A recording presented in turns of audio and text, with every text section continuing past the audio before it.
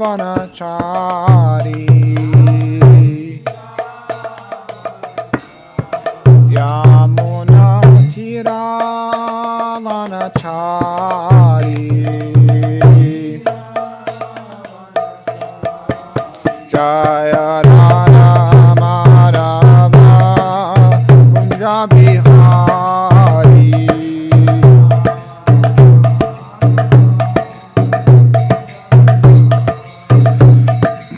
Gopi Jana Vallabha Girivanadari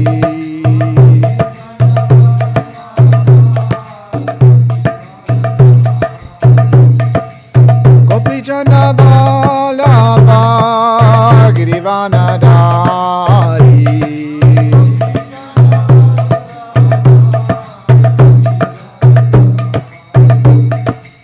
Yashodanandana Braja Jana Ranjana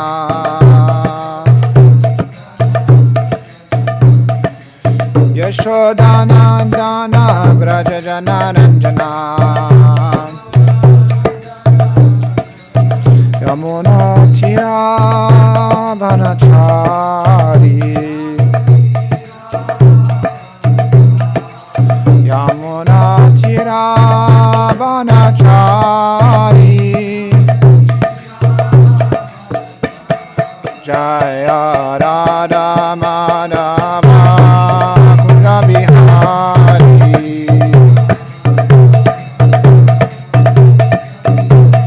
Jaya Radha Madhava Kunja Bihari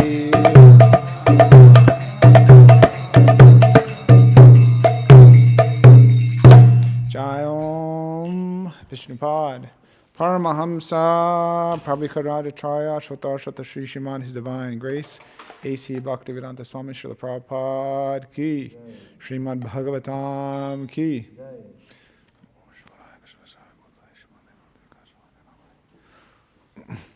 Om Namo Bhagavate Vasudevaya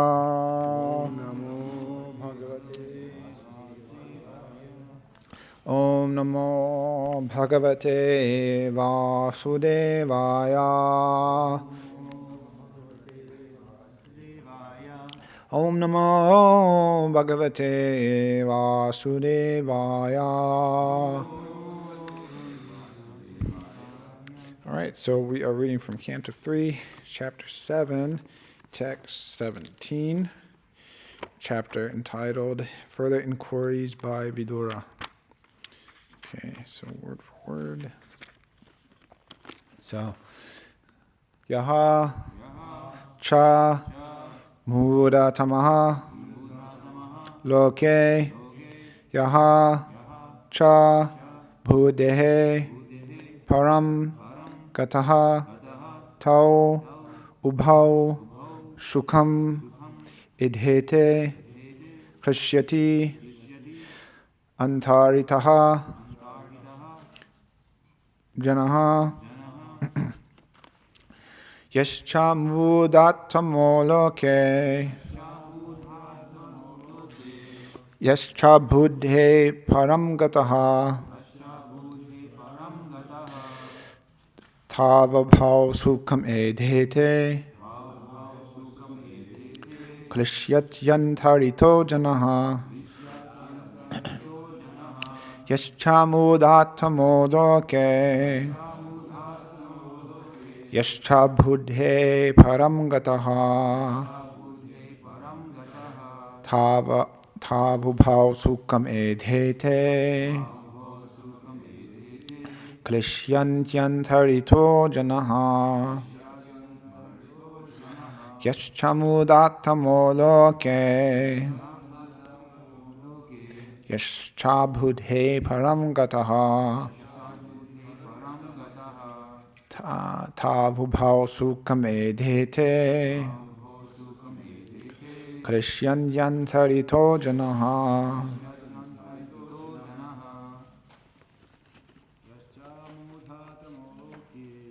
Shantam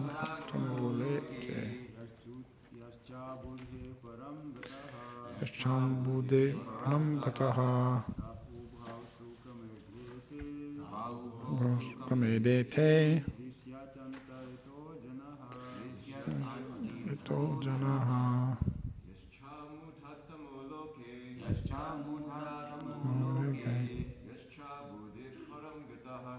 Shambhude Param Gataha Medete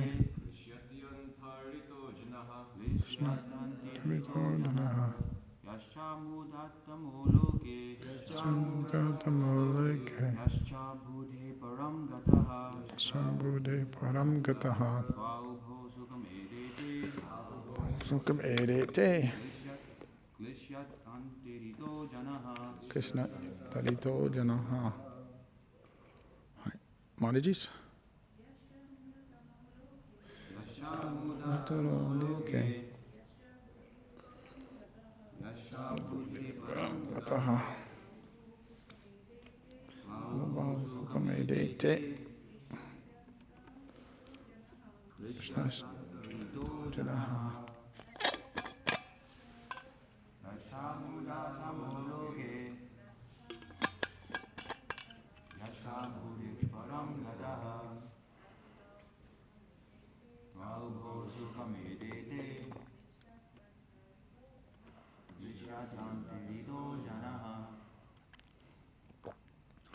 Alrighty, word for word.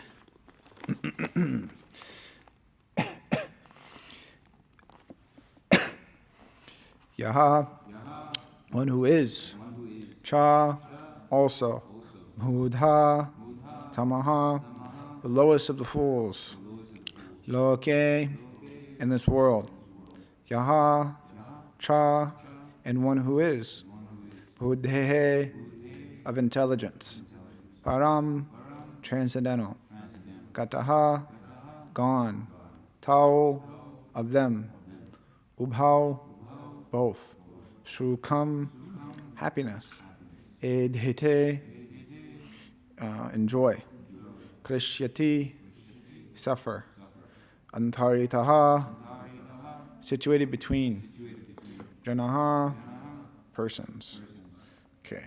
Translation, purport by His Divine Grace, A.C. Bhaktivedanta Swami, Srila Prabhupada Ki.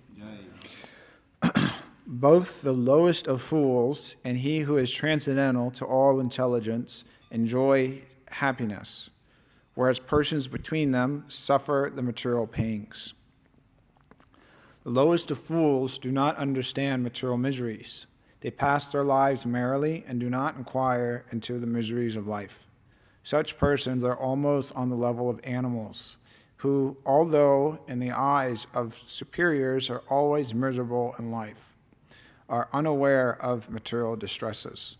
A hog's life is degraded in a standard of happiness, which entails living in a filthy place, engaging in sex enjoyment at every opportune moment, and laboring hard in a struggle for existence. But this is unknown to the hog. Similarly, human beings who are unaware of the miseries of material existence and are happy in sex life and hard labor are the lowest of fools. Yet because they have no sense of miseries, they supposedly enjoy so-called happiness. The other class of men, those who are liberated and are situated in the transcendental position above intelligence, are really happy and are called paramahamsas. But persons who are neither like hogs and dogs, nor on the level of paramahamsas, feel the material pangs, and for them inquiry about the supreme truth is necessary. The Vedanta Sutra states, Atato Brahma Jignasa. Now one should inquire about Brahman. This inquiry is necessary for those who are between Paramahamsas and the fools who have forgotten the question of self-realization in the midst of life and sense gratification.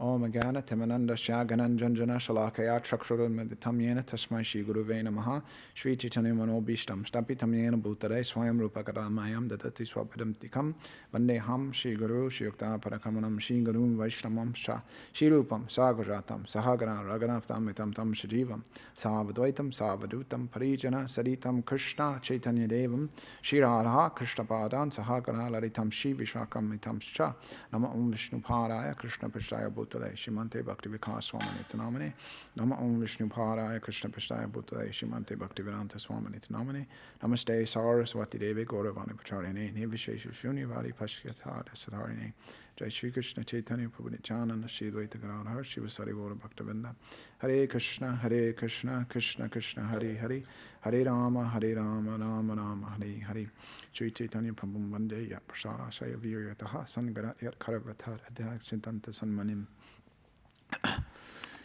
So Yascha Muda Mano Loke Yascha Bhute Param Gata Tavabao Sukam Edete Krishyan Yantari Tojanaha. Both the lowest of fools and he who is transcendental to all intelligence enjoys happiness. Whereas persons between them suffer the material pangs. Okay, so it's an interesting verse here in the Srimad Bhagavatam, in the sense that, it's interesting in the sense, at least I find it interesting that I guess Maitreya Muni is making the point that the Mura Tamaha, the lowest of the fools, the topmost fool is happy. And then similarly, the Paramahamsas are happy, like equating them both. They're both happy. Of course, the foolish individuals, as Prabhupada explains in the purport, their reason for being happy, there's a gulf of a difference between that and the Paramahamsas, the topmost devotees. So, but it's an interesting verse and an interesting perspective, given the situation, because it's something that we've seen. I'm sure everybody's seen that. Someone that's completely drowning in the darkness of ignorance, and then you try to mention, well, aren't you like dissatisfied with your life? And then it's like, no, I'm good. Like, I'm completely happy. But it's like, then you try to explain your situation. Well, it's like, you work hard like an ass. You have, your girlfriend or boyfriend that yells at you, hits you, bosses you around, kicks you around. Your parents, they don't love you. You don't know what love is, in this material world. You've been cheated your whole life. You've gone to school and got this bogus education. You're satisfied with that. And they're like, yeah, I'm satisfied with that. I'm happy. Or they may have different types of philosophy. Like we often hear that to enjoy life and to really get the most nectar out of life and to really churn it is that you have to experience distress. You have to experience, sadness, because, that helps you relish the happiness more. So something like that. So the more misery that you suffer in life, the happier you can be, because then you relish that happiness more. So they have different philosophies like that to explain away their suffering. And some people outright just may of the deep down in the ocean of Tamagun, they may not even concur to them that they are suffering. It's just natural. That's just kind of like how life is. It's just like, that's just life, and like whatever. They don't really think twice about it. They don't even inquire like, am I suffering? That thought never even races across their thoughts of their minds, which is interesting and maybe even difficult to understand. But that's most of the population. They don't really like consider so much like, why am I suffering, or try to make a solution to it. They kind of just accept like that's kind of like how it is. Their intelligence isn't so developed. But of course, there's this verse is talking about three types of people: those who are the lowest of fools, the transcendentalists, and then those in between, which is a vast array of different people. So this is the situation.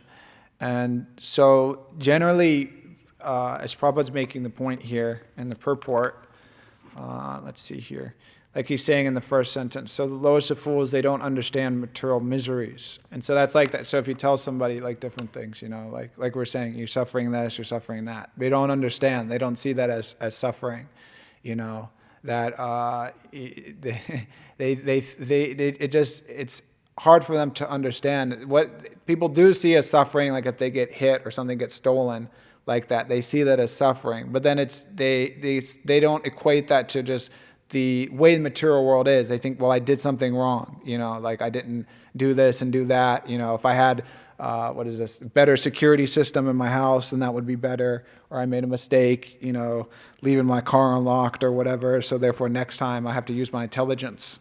And then I'll that'll be better. But then there's whatever miseries I'm suffering is just due to my my lack of an attentiveness. And so they don't really take a step higher of that. Why is it that I'm living this life and I'm trying to avoid miseries? Why are miseries coming upon me? So all these different truths and explanations are given in the Bhagavad Gita, though it's not the highest degree of transcendental knowledge to just understand, that like that's due to karma and that's how the material world is, but it's a step in the right direction. So Prabhupada goes on furthermore to explain in the purport that pretty much these people are on the level of animals. And so then Prabhupada makes an interesting point in the next sentence, next part of the sentence, that although in the eyes of superiors are always miserable in life, are unaware. So they're unaware of their distresses, but then others looking out can kind of see that.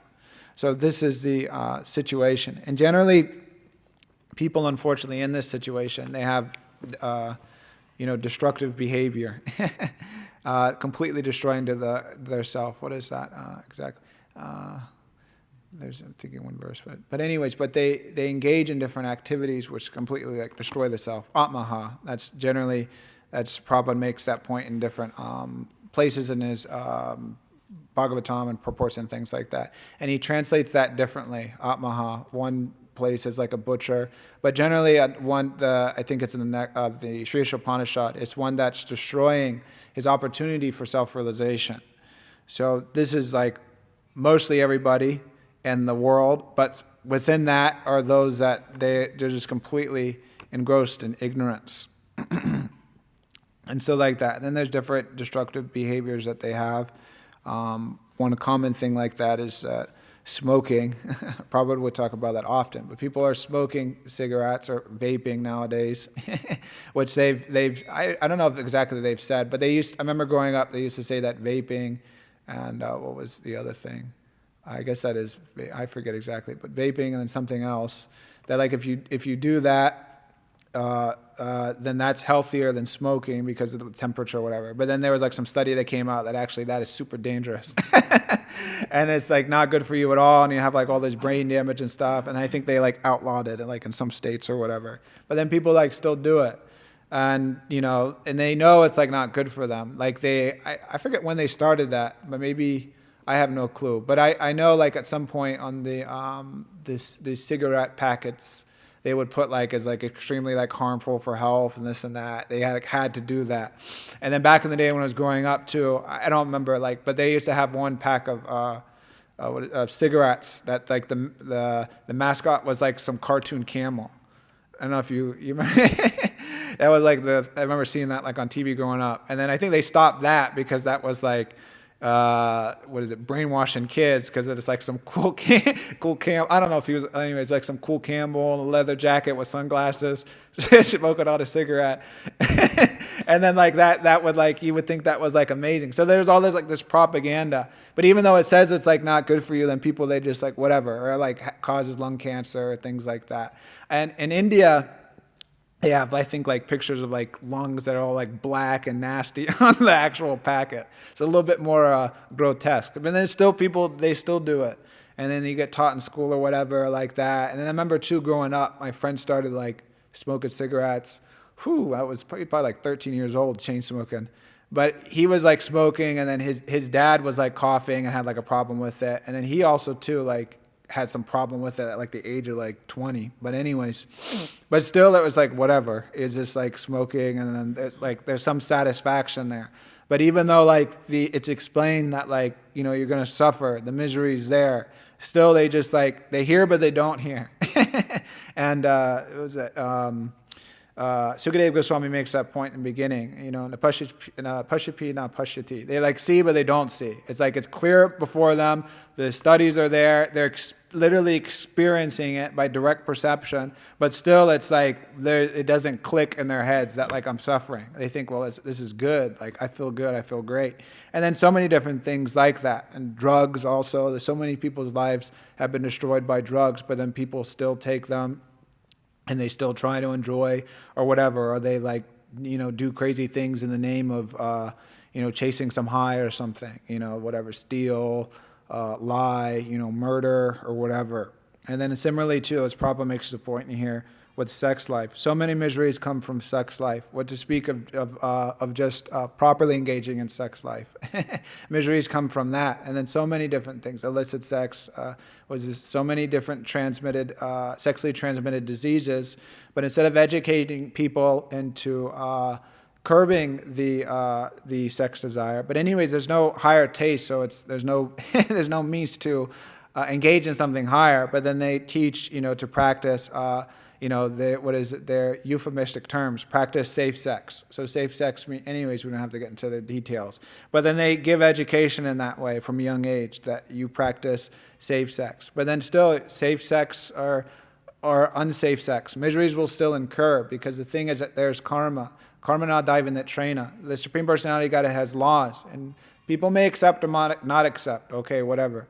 But if I go and I drive, and I think I'm going to drive on the left side of the road or whatever, or if it's a red light and I think, well, what the heck, like I got somewhere to go, I'm going to run the red light and this and that, I'm going to do whatever I want, drive on the road, and, I don't believe in the police, I'm going to get pulled over quick. And then, they can put on my police report, whatever. Kalki Das said he doesn't believe in the police, and there is no police. He doesn't believe in the law. The police aren't real. It's like, okay, whatever, but I'm still going to go to the imaginary jail. It'd be imaginary locked up in a prison that's not real. So it's the same thing. People, they may not accept, this, that, and the other thing, but there will be suffering. And Prabhupada's making that point. But then other people can see that, that are superior in knowledge, but it's unknown to them. And so like that, and then people, what is Prabhupada saying here? Human beings are unaware of the miseries of material existence, and happy in sex life and hard labor are the lowest of fools. So they're happy. They're happy with their sex life, and they're happy with working hard. And that's their existence. And so many people are like that. So many people are like that. So many people are satisfied with that. And anyways, you get to see that out on book distribution, and also too, driving some of these different people, like on Uber and stuff, anyways, I guess it's just some psychological thing, but people, they just sometimes say so many different crazy, not to me directly, but they'll go on the phone and they'll just say all the crazy things that are going on in their life in the car. And it's pretty revealing, actually, because it's true what Prabhupada's saying here in the purports. Like that people, they're just, they're working hard or whatever, they're happy with their sex life. And it may be like, the gross act may be there, but then also too, they're just satisfied with like their family or whatever. As Prabhupada gave that story one time, I forget exactly, somewhere in India, but this man was bringing out, this is my daughter, this is that. And then Prabhupada was saying to one disciple, this is my sex life. So they may be proud of all these different things like that. But anyways, nowadays too, people understand that miseries ensue, because as the age of Kali progresses, I forget how this verse starts. What is this? Tatas dinam dharma. Could someone pull that up? Can someone pull that verse? What is it? 12. I think 12:2. Go to the index. Yeah, that's it. 12:2. Yeah, 12:2, and just go to the index. Yeah. Oh yeah, the first verse. So you bring up that. Yeah. So tatas chanam didam dharmaha satyam socham shamadaya kalena balina rajan nakshant yanam balam smritihi. So Sukadeva Goswami says, then, O king, religion, truthfulness, cleanliness, tolerance, mercy, duration of life, physical strength, and memory will all diminish day by day because of the powerful influence of the age of Kali. So we could see that. It just, as day goes on, and anyways, maybe you've heard from your family or, grandparents or whatever. Common thing that I would hear growing up from my grandmother, I still hear it, is that she would say that things were so much better when I was younger. We used to not lock our doors and this and that, and then they and anything other things she would explain. But then it's nowadays it's what's going on, And then there's so many different crazy things that go on in the name of society, and then we can give different things for that. You could say, well, it's whatever the rate of suicide has increased and different mental diseases, and you could say, well, Facebook and this and that and the internet, and yeah, that stuff is there. But the overarching cause is that the progression of Kali Yuga, actually. And this and different things that Sukadeva Goswami mentions. And so we can see that religion, truthfulness, cleanliness, tolerance, mercy. So you can analyze all these different things, but just tolerance, for instance. Someone is wronged, or someone is mistreated, or if someone's fired at a job, immediately kill everybody in the job. It's crazy. And it's so many different cases of that. Someone is bullied in school, immediately bring a gun, start killing people. There's so many different instances of that. People that they feel like they're wrong, immediately just start killing people or whatever. And then religion, what to speak. It's sometimes it's difficult to say what religion is in this day and age, actually. And people criticize that, atheists, the Crusades or whatever. In the name of religion, so much killing was going on and such, for what? Or even too, if you don't practice this religion, then just you're killed or whatever. Or that, Tamagun religion. Truthfulness, that's easy to see, whatever. This insurance company is based on lying, cheating, and being untruthful, just constantly. You try to file some claim or something, and then their whole job is to try to figure out how you don't fall within the whatever, their cheating policies or lines or whatever like that. So they have so many different ways they cheat. Health insurance also is cheating. You're sick or whatever, like that, and then, to go to the doctor, thousands and thousands of dollars you must pay, like that. Or some emergency situation, they call the ambulance. That'll be the most expensive taxi in your life. So like that. Anyway, so many different things that can be analyzed. But all these things are going on, but then people are unaware of them, or they're just whatever. That's kind of just life. So those people that are in that realm of intelligence, they're happy in that situation, and it's extremely unfortunate. So anyways, you can pull up one verse from Bhagavad Gita, chapter 14, text 17. I'll pull it up on my phone also. But Krishna explains in the Bhagavad Gita the modes of material nature. This is an interesting verse, actually. So, Sattvat sanjayate jnanam, rajaso loba eva cha, pramada moha tamaso, bhavato jnanam eva cha. So I'll start from the bottom. So Krishna explains, so specifically we're talking about this mode of ignorance. And so he explains that, from the different modes, different things come about. And the 14th chapter is a very important chapter in the Bhagavad Gita, and gives different understandings of the modes of material nature and how they act upon the world, and so many different things, and how they can act upon our consciousness and our situation in life. So Krishna explains, so this mode of ignorance, from that develop, pramada, madness, moha, illusion. So we see that, and Prabhupada's making the point here. So people in the mode of ignorance, they're mad. And there's different degrees of madness. Just like we had one gentleman this Sunday come, and his philosophy was pretty crazy. And he was also pretty crazy. And so, anyways, that's about all I'll say about that. But there's so many different people like that. And, and not all homeless people are like that. But a lot of homeless people are pretty crazy. And anyway, some are just, whatever, life kind of threw them that dice in that way, and they're on the streets and kind of suffering. But then some are literally, they can't just like function in society. It's like they can't they're literally like in another dimension and not in Goloka Vrindavan or anything like that. I don't know what, they're in like a dimension with ghosts or something. And they can't have a conversation with people, and like you try to speak to them, but they can't understand like that, and they're talking to people that aren't there or whatever. And then sometimes too, they're so engrossed in the mode of ignorance. It's like they're completely unaware of just like their physical surroundings of like extreme cold, heat, or whatever. Just like we used to see, or maybe not all of us, but back when we used to live on ponds, there was that one guy that used to live on the corner. And it'd be like the middle of the summer, and he'd be knocked out in the sun in a sleeping bag. And like it's like 100 degrees outside. He's nicely sleeping in a sleeping bag in the scorching sun. That is extreme tamagun. He's like unaware of like the heat of that situation. I know it's like sometimes we may go to sleep at night, and then like the heater may be on, and then we wake up and we're sweating, and we're like, oh my God, like it's so hot. And then we like take off the cover or something. But this fellow was just knocked out completely, and then would maybe like turn over a little bit, and that's that. And then he would just sleep on the side. And then what to speak of just the heat? There's cars, traffic going by, it's loud, there's horns honking, but then he's just like, satisfied in that situation. It's crazy, but that's what Krishna is talking about, moha and an illusion. They can't see what is that and what the situation. And then and then also a jnanam, so ignorance, knowledge, and like that. And then he also then going back, so from passion, we won't speak so much about passion today, but from passion, greed develops. And greed's actually an important topic in Krishna consciousness. There's so many different verses which the great devotees in Krishna warns about greed, and how that can be how that can be extremely detrimental to one progressing on the path of Krishna consciousness and self-realization. And then Krishna makes the point about how from sattvat, from goodness,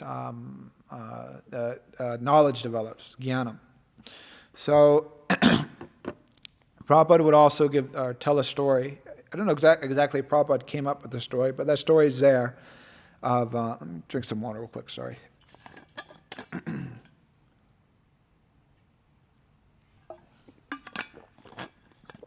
Of that story, the acharyas give all these different amazing stories which summarize amazingly complex philosophical points in simple language. But I don't know the name of the story exactly. But the story is about, anyways, where to start? But there's a river, and there's on one part of the river, there's people living, and they're existing and doing all things in life normally. And then on the other side of a river is people existing carrying huge stones on their back, huge rocks. And so one person goes on that side of the river and tells them, why don't you just give up your rocks? Why don't you put them down? And then they're flabbergasted. How can we put these rocks down? So many years I've been carrying these rocks. This rock is so valuable to me. My life is so easy with this rock. This is my existence. This is everything to me. How can you tell me to put this rock down? And I can't even conceive of such a thing. So Prabhupada would explain that this is like materialistic civilization, that people, they're so much attached to their life or whatever their situation, and they're unwilling to give up their attachments and live a blissful spiritual life free of encumbrance of so many different material attachments. But they do not want to put those rocks down. And so Krishna is explaining this in this verse, this moha. They're illusioned. Whatever their situation is, they're covered by ignorance and mad, and they're not willing to give that up or to surrender that. And so this is the situation. And they're unwilling to take to Krishna consciousness. And Prabhupada would also give, I don't know if the devotees made that or if it was the karmis that made that, but there was like some comic strip, and someone was telling, I think a wife was telling the husband, like, just chant, chant, chant. And then he was saying, can't. So it's like this. So even if you tell them the benefits of chanting or what can be derived from chanting, they refuse to chant. I will absolutely, under no circumstances, take to Krishna consciousness. And what is this? What does Prahlad Maharaj exactly say about that? They made a vow not to take the Krishna consciousness. What's the Sanskrit? It is that? Griha Vrata? That's it.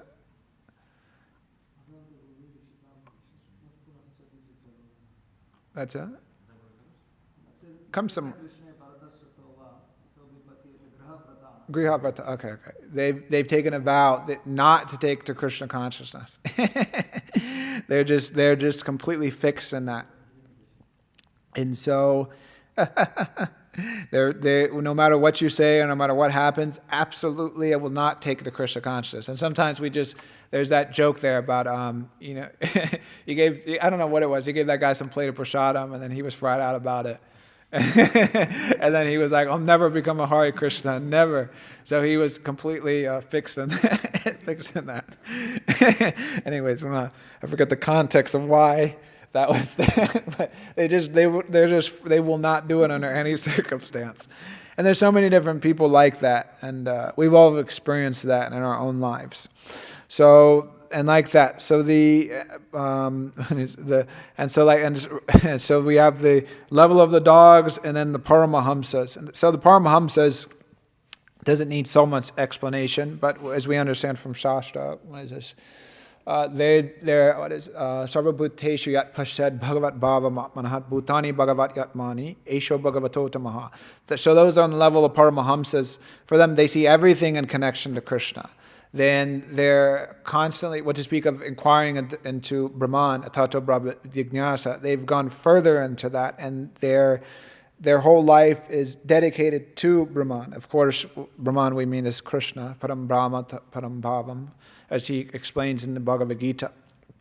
So they're living with Krishna. They're living with Krishna, and their existence is dedicated to serving Krishna. But there's that zone in between of those who are they're completely in ignorance, and then they're not suffering. But then there's the other part of that, which is those who are suffering and they realize they're suffering. And that's kind of our situation, and then that's also our market of who we're distributing books to and who we're preaching to and trying to bring to Krishna consciousness. Because those who are completely determined to be in ignorance, we still preach to them and give them Krishna consciousness, but in a different way. We're not going to sit there and argue with them, because as Bhaktisiddhanta Saraswati Thakur were to give one of his famous stories, what I forget exactly, what is it, Kastam Astam, something like that. But there's people are like, oh, this man is so intelligent, he's such a great pundit. So the scholar goes and he's like, okay, I'll debate with him. So then they start debating, and then so this man just starts saying the alphabet of Sanskrit, and like that. And so the pundit realizes that like everybody's like, oh wow, this man's so intelligent. And the pundit realizes that this guy's the freaking fool. Like he's just, there's like, if we're gonna debate with someone, argue with someone, where they go A, B, C, D, E, F, G, and they start saying the English alphabet. We think, okay, what the heck's up with this guy? So we wouldn't argue with that person. But so the point of that story is that sometimes too the situation is that if you argue with a fool, then people may think that they may misunderstand who's actually right and who's wrong. So sometimes it's best not to even argue with a fool. And sometimes like that, if someone asks us a question in the Sunday feast, like that happened last week, and it's a really stupid question, may not even engage with that because people may not be able to understand that question is like stupid. I mean, think, wow, that's like a really amazing question, like, wow, like that's so deep, or that's so amazing, like, whatever people say, like, like I am everything. They'd be like, wow, like, or I'm experiencing cosmic consciousness, and they think like, wow, he's experiencing cosmic consciousness. That's amazing. Wow, like, and then like someone's saying something, and then like one time the one person was saying, well, like, like 108 and then the number 9, and then you times that by this, and then you get this number, and then that's 2,239, and then like that, and you divide that by that, and then you get 108, and then it's just like boom, and it's just like, what are you talking about? That's like completely bogus. But then other people hear that, and then like I remember after that person said that, there was like a group of people asking like, can you like explain that more? Like, like they want Tadvidi Pratipantena, like I want to inquire from you, like explain deeper to me like the intricacies of like these numbers. But it's like complete nonsense. We don't read Bhagavatam or like read the Shastra and hear like a breakdown of like, whatever numerology or something like that. There's some significance given to some numbers, but it's not like it's not the Vedanta, like to break up like different numbers. And also mathematics spiritually, they're different. As Prabhupada would say, 1 + 1 in the spiritual world equals 1. 1 - 1 in the spiritual world equals 1. So it's a completely different system of mathematics in the spiritual world. And anyways, that's a whole description, or discussion. But Prabhupada would often say, you'll see when you get there. So reality works differently in the spiritual world. But there's a gulf of difference there. And so yesterday, Vishnuchita Prabhu was making the point in his class, just talking about the material energy and kind of going into that. But if we try to enjoy Maya separately, then there's some problems. There's some problems that are going to happen. And Prabhupada, I think, would explain, but I would often hear, especially when I first moved into the temple, that if we try to enjoy the material energy, she has her trident, this Adi Bhautik, Adi Daivik, and Adi Klesha, these different miseries. And so she immediately thrusts that into us, and we suffer.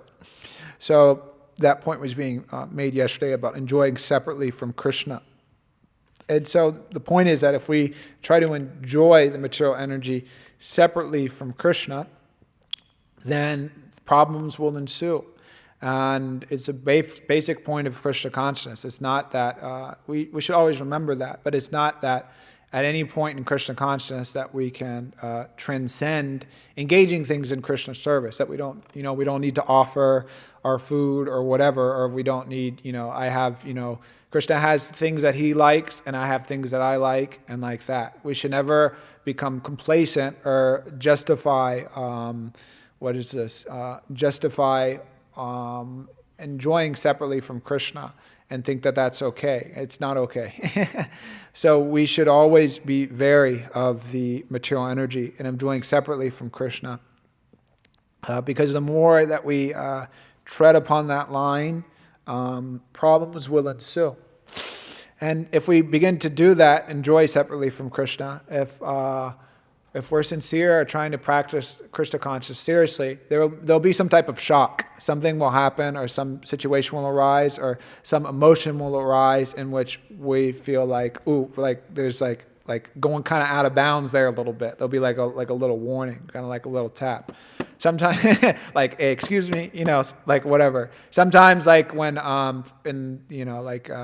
if you don't pay your bills or something, like electric bill or water bill or something, like, the government will like send an email or send a message or something, or send you a mail and be like, hey, like, your bill, you didn't pay your bill this month, like, better like pay it or else we're going to shut off your water. And you think like, whatever, I'm not going to do that, or electricity. But then they'll come eventually, and then they'll shut off, your electricity or shut off your water. They'll personally come. So it's kind of like that. If we ignore Krishna's warnings and we keep going further with the material energy, or going outside the realm of Krishna consciousness, then there'll be some problem there. Prabhupada would say sometimes, not that we take that as an allowance, but he would say that one time, okay, you break the regulative principles or you do something wrong, okay, Krishna forgives. Second time, okay, he'll forgive. Third time, okay, this person's insincere, okay, now you suffer. But even still, it's not that if we go outside the rung of Krishna consciousness just one time, we won't suffer. That like, okay, I break the regs, and like, okay, like, like I feel good, like I feel fired up. It's not going to be like that. If the reality of the situation is, if you've known anybody who's broken the regulative principles and got outside the realm of Krishna consciousness and done something like that, or whatever, or not chanted the rounds, or not followed any of the principles of Krishna consciousness, they're not so fired up. Especially if they're sincere. They're not like, wow, that was like so great. They think that was horrible. That was the worst decision I made, or whatever, or that I really suffer, or I am suffering as a result of that. So we should remember those things. And if we naturally have the inclination to serve the spiritual master and to serve Krishna and to be Krishna consciousness, we'll want to utilize everything in Krishna service. And if we have some attraction to something that is outside the realm of Krishna consciousness, our intelligence will kick in and we'll stay away from it. We'll say no, or like that. Or we will say no to material energy. We will say no to Maya. And where it's about increasing our taste for Krishna consciousness. And if we don't have taste for Krishna consciousness, and we have attraction for the material energy, then at least we should have surrender and dedication to the spiritual master and the Vaishnavas, because at least that will keep us safe and on the path of Dharma, of following the process of Krishna consciousness. So you can pull up, let's see here. You can pull up this verse, whoever has it. So 9, Srimad Bhagavatam, Canto 9, Chapter 10, Text 14. I'm going to reference another verse here. So in Bhagavad Gita, Krishna says, this is a verse that, 9, 10, 14. So anyways, I'm going to go to this in a second. But before I get there, so Krishna says in Bhagavad Gita, Yehi samsparshaja bhoga dukkha yonaya evate adyantyavanta kuntiya nateshu ramate buddha. So Krishna explains that an intelligent person does not take part in the sources of misery which are due to contact with material senses, O son of Kunti. Such pleasures have a beginning and an end, and the wise man does not delight in them. So Krishna is explaining that. So one who's intelligent, ramate, so he's not taking pleasure, he's not finding enjoyment, because he understands that this sense gratification has a beginning, has a middle, and it has an end. So it's a material platform.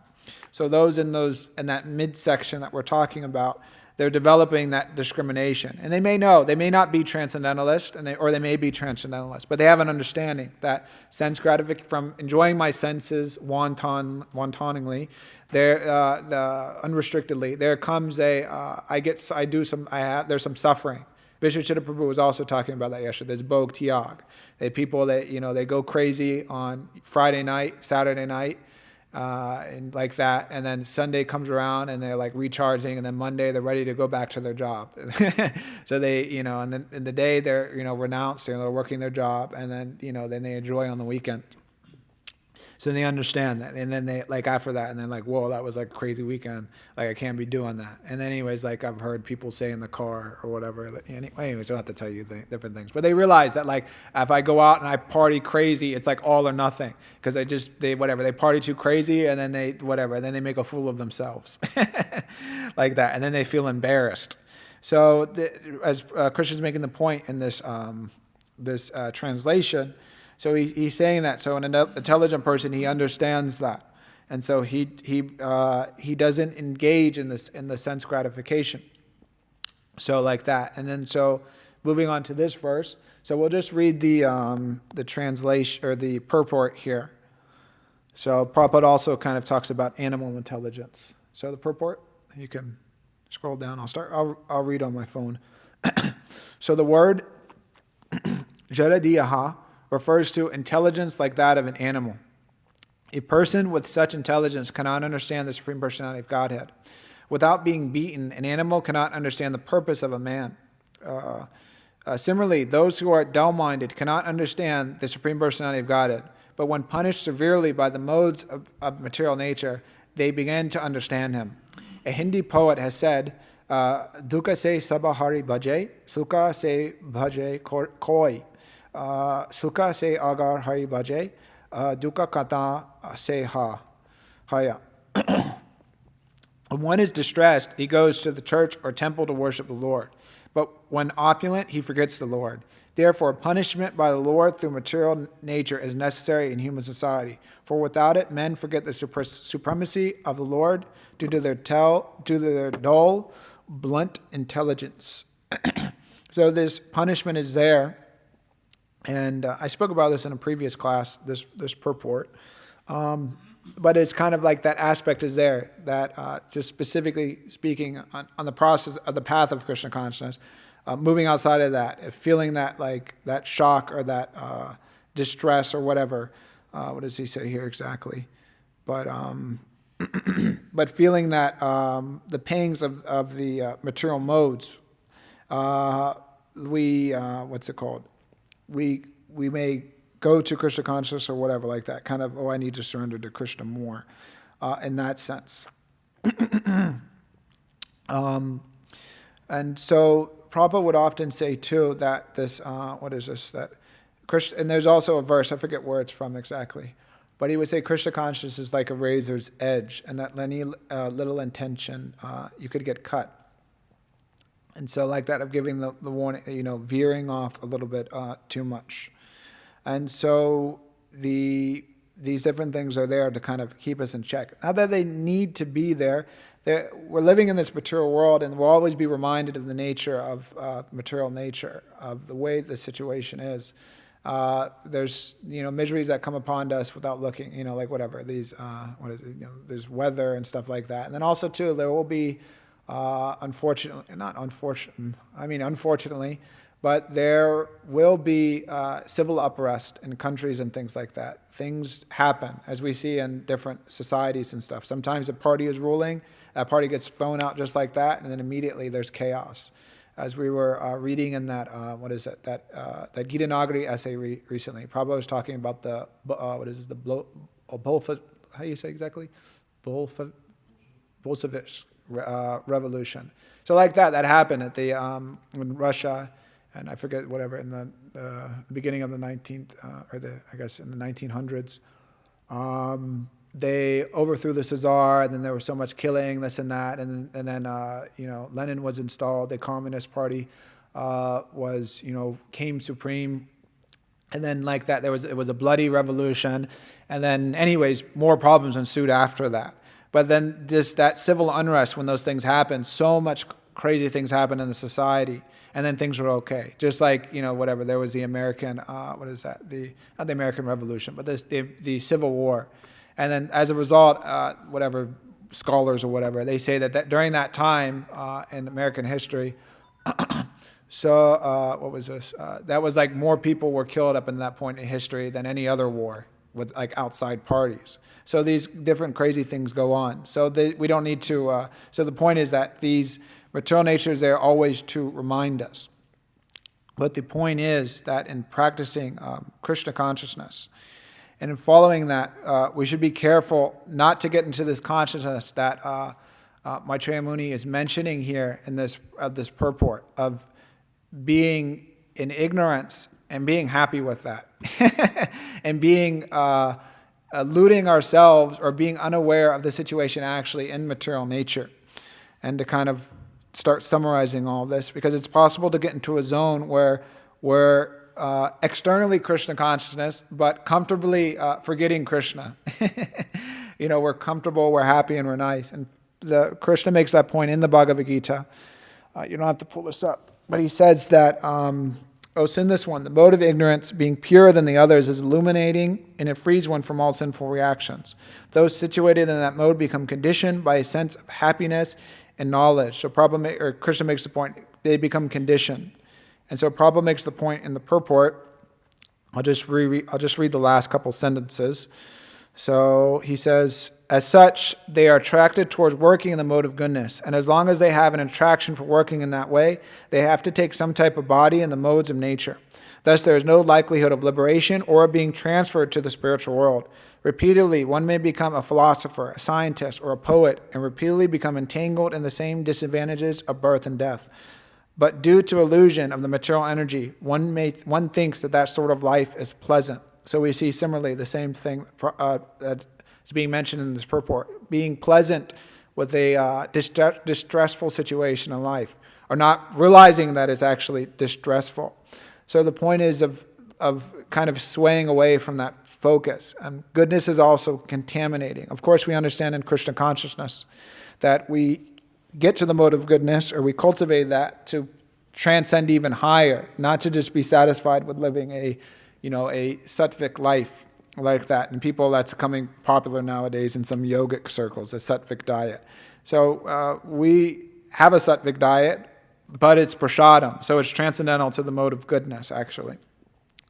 And we don't get entangled in that sense, because those modes still bind bind us in the material world. Krishna makes this point in the Bhagavad Gita. Let's see here.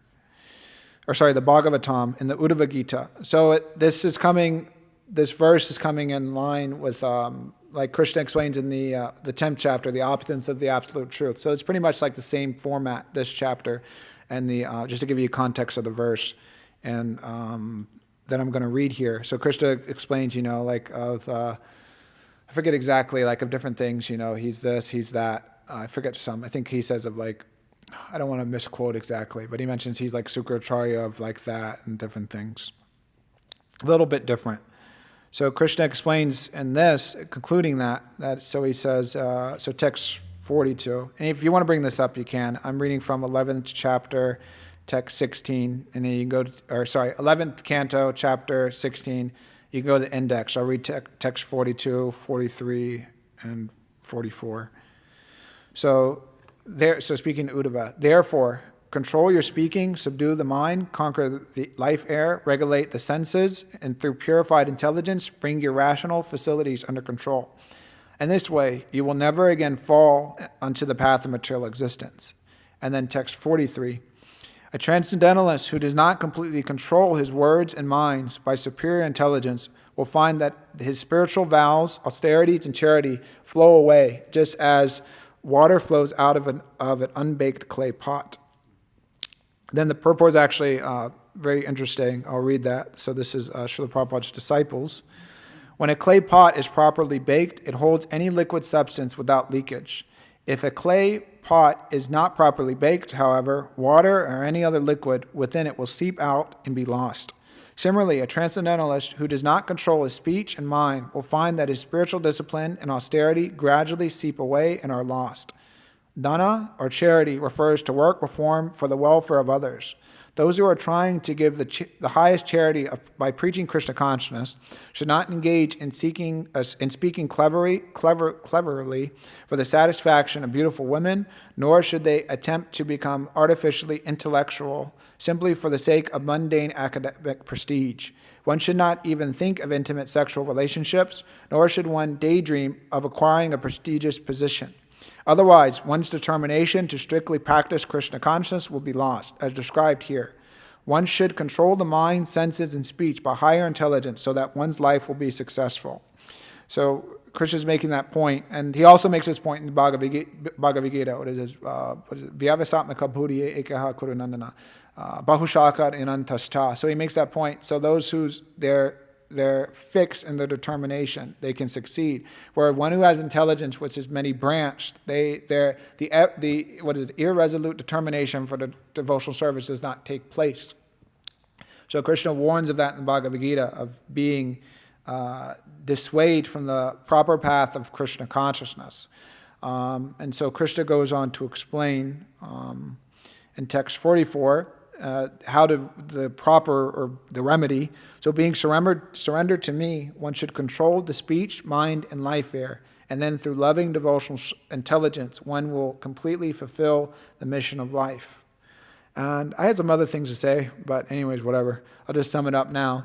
So, but the point is that to always be being in that middle zone, as it's being mentioned here, of constantly moving towards, as Prabhupada makes the point here, the inquiring into the absolute truth is necessary. And so he quotes, Tato Brahma Jignasa, so now one should inquire about Brahman.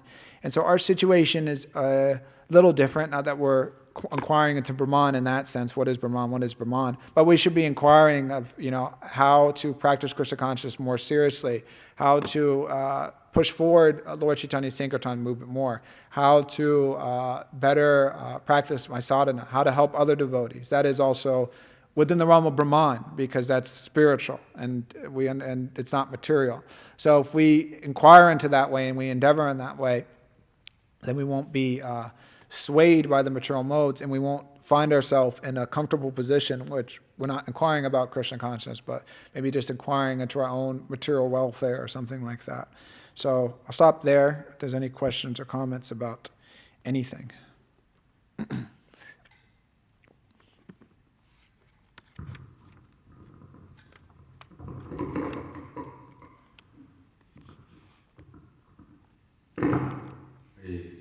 Hare Krishna. Yeah, you briefly mentioned like this boga tiag, like renunciation and enjoyment. I was curious. So in the first canto, 5th chapter, Narada Muni instructs Vyasadeva that one who gives up his prescribed duties and takes the process of Krishna consciousness doesn't lose anything. Yeah. That's like Yeah. But then in the Bhagavad Gita, Arjuna he was attempting to do that. He wanted to give up prescribed duties just to meditate on Krishna, and Krishna told him not to do that. So I was wondering how to reconcile these two as far as like giving up your prescribed duties doesn't actually lose anything, but in Krishna's eyes in Bhagavad Gita, Arjuna's inclination to do so was seen as like sinful. Yeah. How do you understand? Yeah. So it's one understanding of that is that there's different instructions for different people. Now, as a general principle, and Krishna does make that point in the Bhagavad Gita, what is it? Neham Bhikratam nastosti pachyavayo navijate swalpam apashya dharmasya trayate mahatobhaya. So Krishna does make that point. He says it differently though, but he makes the point that if by engaging in this process of Krishna consciousness and devotional service, then there's no loss, and one is saved from the most dangerous type of fear. Now, and then similarly to go with this instructions of Narada to Vyas, so the point with that particular verse is that if one takes a Krishna consciousness and then he doesn't perform his duty properly, or he falls away from Krishna consciousness, he still made advancements on Krishna consciousness. Whereas the one who's performing his duty but he's not Krishna consciousness, there's no gain in that sense, because ultimately that person will, Shramevi Kevalam, he will be born. He's born. He did his duty without Krishna, and then he will die and continue on in the material world. So the thing is that so Krishna, acting as a spiritual master, understood where his disciple was, and Arjuna, in the name of Krishna consciousness, as Prabhupada makes the point, and Krishna also, I guess he probably says he understands that, but Prabhupada makes the point. I believe it's in the 3rd chapter, the 1st verse, or the 5th chapter, the 1st verse. I forget which one. But Prabhupada makes the point that Arjuna was trying to utilize Krishna consciousness as an excuse for not fighting. So the difference is that he was trying to get out of performing his duty in the name of Krishna consciousness.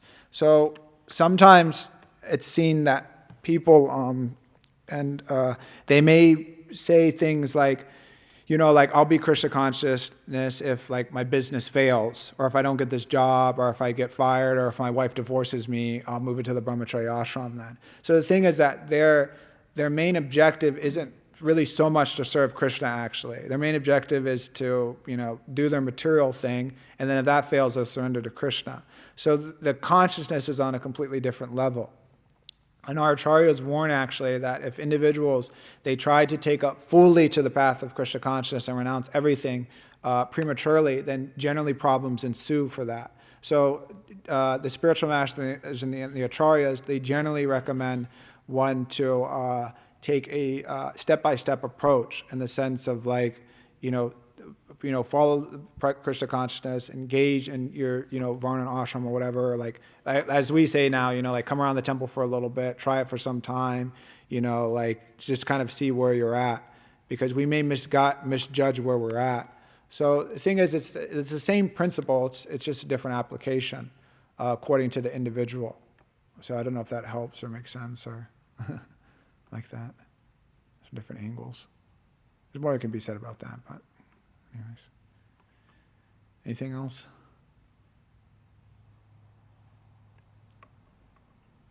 So yeah. Can you just explain as far as even the gross materialists, like in the universities, right? Yeah. They can be happy, but it's just, for me, it doesn't really make sense, because it's like, those who are grossly foolish, and then the more the ignorance bewilders you, and it causes delusion and anger and frustration. So I don't understand how you can be happy in a state of being in anger and frustration. I guess it kind of explained it in the first word, but I can be more about that. Well, see, it's from the mode of ignorance. Generally, those people aren't very so angry. They describe that they're like lazy. They're like madness in the sense of just like, I think it's just like lunacy, just like not all there, like mentally. But the thing is that Krishna makes the point, mohal, he says they're illusion. So the thing is that they may be like suffering and all these different things, but they're an illusion. And they don't actually understand their situation properly. They're completely covered over.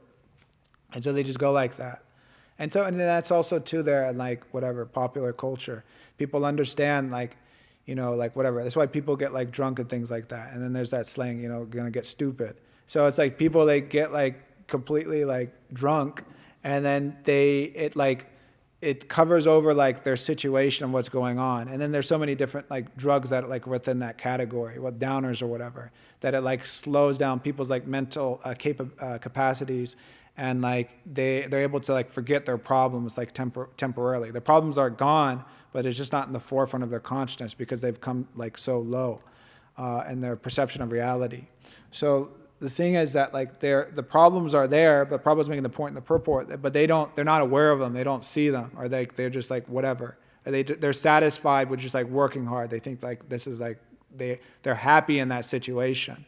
There's a story given also in this connection of when Indra was cursed to become a pig, and so Brahma came and was like, hey, like come on, like become Indra again. And Indra was like, well, I have my wife, I have my family, like I'm happy. But he's like living a life, like literally he's a hog. It's like, what happiness is there as a hog? You know, I don't know, if I had to become a hog like tomorrow and like remember my situation now, I would like be a little like, I'd be depressed. I would be a depressed hog. So, but that's the thing, that the material energy, the way that Maya works is that she throws us into a situation and then she covers over our intelligence. And then we're in that situation when you think, wow, this is like amazing. This is so good. This is so great. You know, I get people like that, you know, get to have sex every single night, but then they're covered over and they don't realize that like, well, actually by engaging in this every single night, I'm like literally killing myself. You know, but whatever. But they think it feels so good, but it doesn't feel so good. So it's like that's how that's what Krishna's talking about. What he says, pramada mohal tamaso. What is it? Bhavato jnanam evacha. It's their ignorance, this illusion, this madness. This mode of ignorance produces all these things, and it entraps them into that, and then they can't see beyond that. They're in the darkness actually. So that's how that works. We can see that, and other people can see that. Even karmis can see that, but they can't see that. So it's unfortunate, but that's how Maya works. She's very expert. Anything else? Yes. Amayatma Prabhu. And this text also is mentioned as like a mood of Namaha. It's like extremely, yeah. extremely like the lowest of the fools, like it's extremely stupid. Yeah. It's like the maximum, like because like you'll be happy if like in Paramahamsa stage because it's like an ultimate Yeah. the stage of like purity of consciousness is like it's mean you see the reality like as it is without delusion. And this is people is completely opposite, like they completely in illusion, like they don't have any trace for proper understanding. And because of that, like I told many people, they try to use these drugs and all kinds of intoxication because they in between. They some of them like to go to elevate their consciousness and be in the Paramahamsa stage, but some of them they don't like to be in between. This is the point. Yeah. They want to go like up or down. Yeah. Completely. Like, Yeah. Like in Russia also, the people they drunk a lot and like to forgetfulness. Like Yeah. completely forget everything. Like at least for some minutes or hours. Or Yeah. like days. Yeah. Days, like, I don't know if it's prominent here or not. When people is drinking like day after day, they have maximum. Yeah. Like this is called, I don't know, there's a completely equivalent word for in English, but you can do like this months. Yeah. Months when the person like sitting in the house and drinking like day after day, like from morning till evening, like day after day, months and after months, and he cannot stop. Yeah. If somebody can stop him, like he already like he's sadhana. Yeah. He was already very fixed in his sadhana and difficult to stop him, like because he was already on the way. Yeah. Yeah, I think they call it binge drinking. But that's the thing here in America. I had a friend growing up.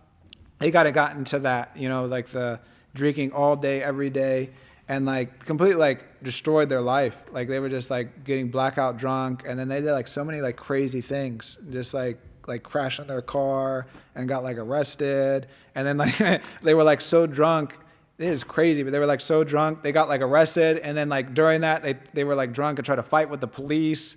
So that like made it like worse, and it was just like a downward spiral. And then it was like that person like understood, like they would come out of it and there'd be like those periods of like, I have like a problem, and it would be like, you should like get help. But then it was just like they couldn't. It was just like like they would get in that zone, kind of like how you're saying, and it was just like, I need to like get out of this zone, because then it's like reality comes that like, my situation is like bad, like like I've made mistakes in my life, and sometimes that happens. People just under pressure just like completely destroy their lives with like drugs, and it's just like my life, like they're so stressed out like that, and the reality would come, and instead of like whatever, like anyways whatever, like trying to like fix the situation, just like go further down, like you're saying, this like muda tamaha, like down to like the like as far as like you can go, and it's just like completely like ruining their lives. And there's so many, unfortunately, so many people like that. And we've also may have been in situations like that before, getting the chance to associate with devotees, just like whatever, like really like getting down. And then they have that saying, people hit rock bottom. But then usually they try to get like better, but like for most people, it's like it can be like years and years of just extended suffering like that. It's a horrible position. Yes. So when people who are intoxicated in a bride, Inebriated. And like this, and they get angry Yeah. in the course of it's just Yeah, it happens often. So like Guru Maharaj cites the example of the bar fights in England, or Yeah. soccer matches Yeah. and things like that. Well, in any bar people fight. So can we understand that as the fact that no living entity is completely in 100% influenced by a particular mode? There's always a mix. So when they get angry, it's the mix of the mode of passion, or and then in the course of such intoxicated behavior, they may also even do some charity, some good feeling for someone. That's Yeah. little mode of goodness that maybe creeps up here and there, and they're intoxicated. But it's primarily influenced by Yeah. the mode of ignorance. Can we understand it like that? Is that like, Yeah. or Yeah. Well, I would say like, I guess you could understand it like that way. Probably like the predominance would be like obviously of like mode of ignorance, and then there may be like a little bit of like passion and like good, because it's like you're saying, like it's not like just like straight up like what is this, tamagun, rajagun, or sattvagun. There's definitely like mixes and flavors. Like someone could be in sattvagun, but then that like happened, and that's mentioned in the Bhagavatam. I think it was Aditi or DT, but she was performing some vrata, and then she was unclean, and then Indra took that opportunity to like enter her body and kill split up the maruts. So like that can be there, but then there's generally kind of like that overarching like mode that's like predominating, like that. But yeah. and that also means that even though, for instance, devotees may be largely in the mode of goodness, Yeah. at least because of their habits and things like that, we also, because of our conditioning, may be influenced by relative degrees of ignorance and passion, Yeah. and how that can all influence our behavior, and sometimes even influence our opinion of a particular devotee. And we see that Yeah. like this, but then I think we should regard devotees as primarily being influenced by the mode of goodness, because Yeah. they are chanting and following the four regulative principles and doing all these things, and they may be short-tempered, or they may be a little like unclean a bit, things like that, but just them being devotees it's a transcendental quality, and Yeah. Yeah, that's good. I need to say.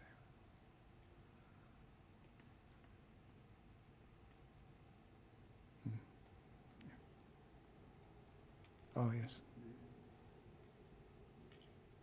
Regarding this football, like fanatics or fanatics, like who is like in the, because we we also have a big experience in Russia, like they have like a very, very prominent.